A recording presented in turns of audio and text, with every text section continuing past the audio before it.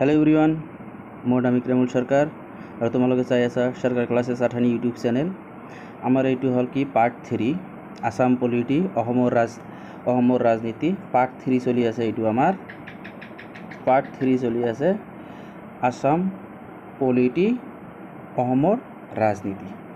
तो एतिया आगते मैं कैसो जे टप 100 क्वेश्चन आसाम पलिटिर ऊपर डिसकास करिम जे यार भितरते थार्ड ग्रेड हक फोर्थ ग्रेड हक आसाम पुलिसे हक एसआई हक सब क्वेश्चन यार भितरते आए माने मैं प्रिवियस यार क्वेश्चन बिलाक चाइए এই মানে সিরিজটো লৈ আহিছোঁ। এই সিরিজটোত 5টা পার্ট থাকিব।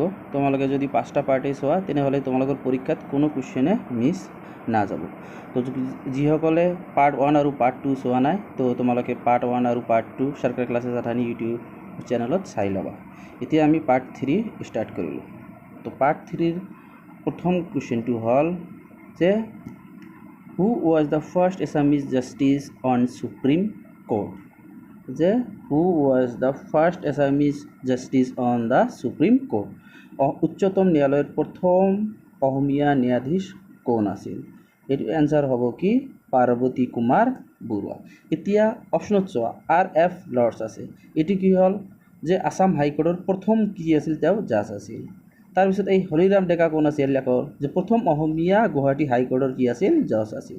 যে এইবিলাক এনসাৰ চোৱাৰ লগে লগে যে উচ্চতম ন্যায়ালয়ের প্রথম অসমীয়া ন্যায়াধীশ কোন আছিল তো এইটো হল পার্বতী কুমার গোস্বামী। আৰু তোমালোকৰ মনত আহিব লাগিব যে RF লৰ্ডস কোন আছিল হৰিৰাম ডেকা কোন আছিল। তো তোমালোকক আকৌ মনত কৰাই দিলোঁ মই।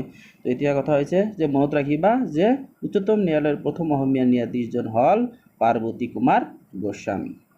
নেক্সট কোয়েশ্চন,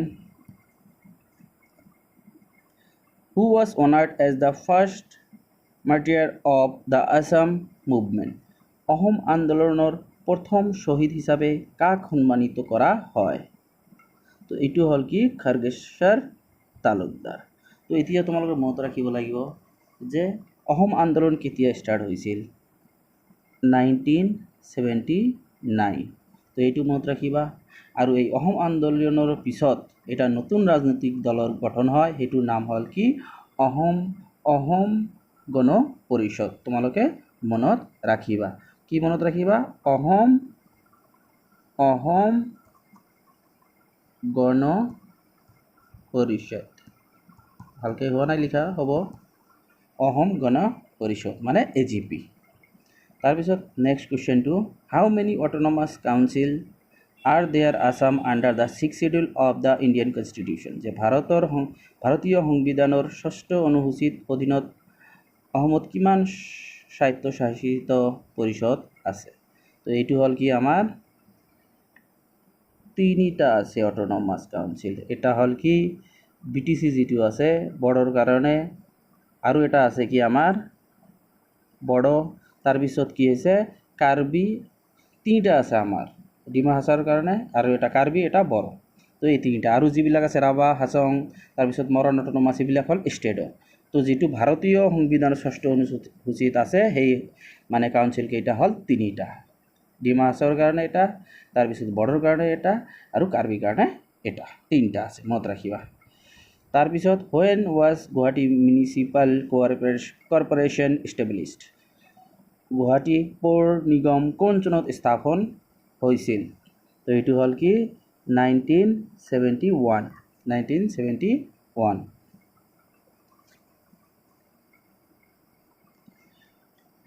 নেক্সট আনসার হব where is BTC headquarters located? BTC মুখ্য কাৰ্যালয় ক'ত অৱস্থিত?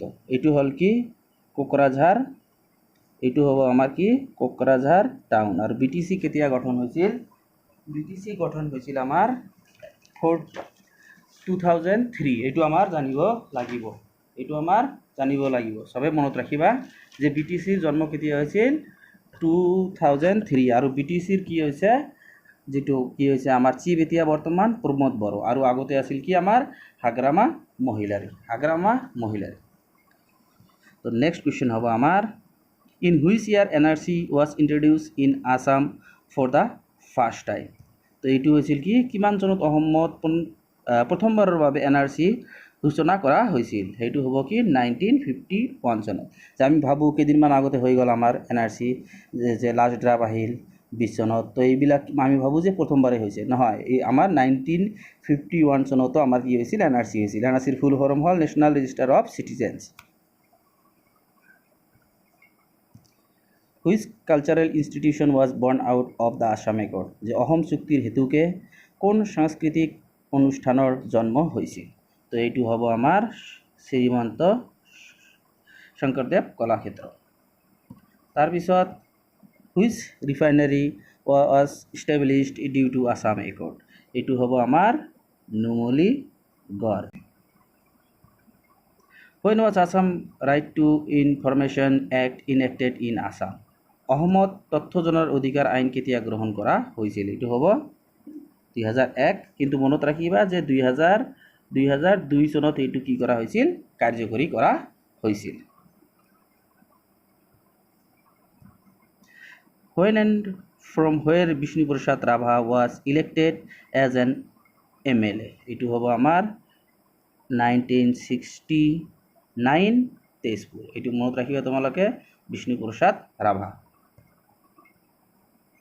তাৰপিছত in which year legislative council of Assam created এইটো হ'ব আমাৰ 1913 তো ভংগ হৈছিল আমাৰ 1947 অসম ভাৰত স্বাধীন হোৱাৰ লগে লগে এইটো কি হৈছিল ধ্বংস হৈছিল বা বাদ গৈছিল how many gaon panchayat are there in Assam এইটো হ'ব 2201 which group of religion is not covered by CAA এইটো হ'ব আমাৰ ইছলাম তাৰপিছত আহিব 54 number a person to be qualified for standing in panchayat election must have attained the age of যে পঞ্চায়ত নিৰ্বাচনত অৱতীৰ্ণ হোৱাৰ যোগ্যতা অৰ্জন কৰিবলৈ এজন ব্যক্তিৰ কিমান বয়স হ'ব লাগিব মানে খালি ঠাই হ'ব লাগিব তো এইটো হ'ল 21 যে আমাৰ এতিয়া পঞ্চায়ত ইলেকশ্যন আহিব সেইকাৰণে যিয়ে পঞ্চায়ত উঠিব আপোনালোকে তোমালোকে ডাইৰেক্ট সুধিব পাৰা যে দাদা আপুনি তো পঞ্চায়ত উঠিব কওকচোন যে কিমান বয়স হ'লে আমি পঞ্চায়ত উঠিব পাৰোঁ এইটো 21 কিন্তু যেহেতু আমাৰ কি ভোট দিব পাৰোঁ কিমান আমি 18 বয়স 18 মানে ইয়াৰ্ছত তাৰপিছত কি হৈছে যে আমাৰ মনত ৰাখিব লাগিব যে 25 ইয়াৰ্ছ হ'লে আমি MP ইলেকশ্যন কৰিব পাৰোঁ আকৌ MLA ইলেকশ্যন খেলিব পাৰোঁ আৰু 30 হ'লে আমাৰ কি ৰাজ্যসভা আৰু ৰাষ্ট্ৰপতি হ'বলৈ হ'লে আমাৰ 35 ইয়াৰ্ছ হ'ব লাগিব who participated in Dandi March from Assam অসমৰ পৰা কোনে Dandi Marchত অংশগ্ৰহণ কৰিছিল এইটো হ'ব আমাৰ লীলাধৰ বৰুৱা দ্বিতীয় কথা হৈছে যে দণ্ডি মাৰ্চটো কি হৈছে 1930 চনত মানে 1930 চনত মহাত্মা গান্ধীয়ে কি কৰিছিল লোন আইন ভংগ কৰিবলৈ কি কৰিছিল সবৰমতী আশ্ৰমৰ পৰা দণ্ডিলৈ যাত্ৰা কৰিছিল এইটো 24 দিনৰ যাত্ৰা কৰিছিল তাতে 78% কি কৰিছিল অংশগ্ৰহণ কৰিছিল আৰু অসমৰ পৰা কেৱল একজনেই অংশগ্ৰহণ কৰিছিল সেইটো হ'ল আমাৰ লীলাধৰ বৰুৱা তাৰপিছত আহিব when was Gandhi visited Assam for the first time কেতিয়া গান্ধীয়ে প্ৰথমবাৰৰ বাবে অসম ভ্ৰমণ কৰিছিল এইটো হ'ব 1921 আৰু মনত ৰাখিবা গান্ধীয়ে অসমত 4 টাইমছ মানে 4বাৰ কি কৰিছিল আমাৰ অসম ভ্ৰমণ কৰিছিল who was the first governor of Assam after independence তো এইটো হ'ব কি আমাৰ Sir Muhammad Akbar Haidari আৰু তোমালোকে এইটোও মনত ৰাখিবা যে তেনেহ'লে যেতিয়া আমাৰ ভাৰত স্বাধীন হৈছিল তেতিয়া অসমৰ প্ৰথম মুখ্যমন্ত্ৰী কোন আছিল যে Gopinath Bordoloi name the first female member elected to Lok Sabha from Assam এইটো হ'ল আমাৰ কি মফিদা আহমেদ তো এইটো আমাৰ মনত ৰাখিব লাগিব Which state was separated from Assam in 1963 এইটো হ'ব আমাৰ কি নাগালেণ্ড আৰু এইটো মনত ৰাখিবা যে প্ৰথমবাৰৰ বাবে কি হৈছে যে নাগালেণ্ডে অসমৰ পৰা ৰাজ্য হিচাপে কি কৰিছিল পৃথক হৈছিল Who was the first state election commissioner of Assam অসমৰ প্ৰথম ৰাজ্যিক নিৰ্বাচিত আয়ুক্ত কোন আছিল? এইটো হ'ব আমাৰ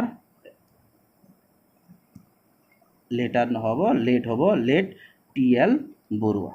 যে এতিয়া কথা হৈছে যে আমি পাৰ্ট 3 কমপ্লিট কৰিলোঁ। আমি প্ৰত্যেকটা পাৰ্টতে 20টাকৈ কুৱেশ্যন কি কৰিছোঁ, ডিছকাছ কৰিছোঁ। তো যিসকলে প্ৰথম পাৰ্ট দুটা দেখা নাই তো চাই ল'বা। আৰু এই চিৰিজটোৰ আৰু 40টা কুৱেশ্যন হ'ব। যে এই 100টা কুৱেশ্যন যদি তোমালোকে আসাম পলিটিৰ ফিনিছ কৰি দিয়া, তেনেহ'লে তোমালোকৰ আসাম পলিটিৰ পৰা যিকোনো কুৱেশ্যন এক্সামত আহিলে 3rd গ্ৰেড 4th গ্ৰেডত সব এটেম্প কৰিব পাৰিবা। আসাম SIতো সব এটেম্প কৰিব পাৰিবা। তো ধন্যবাদ ভিডিঅ'খন চোৱাৰ বাবে।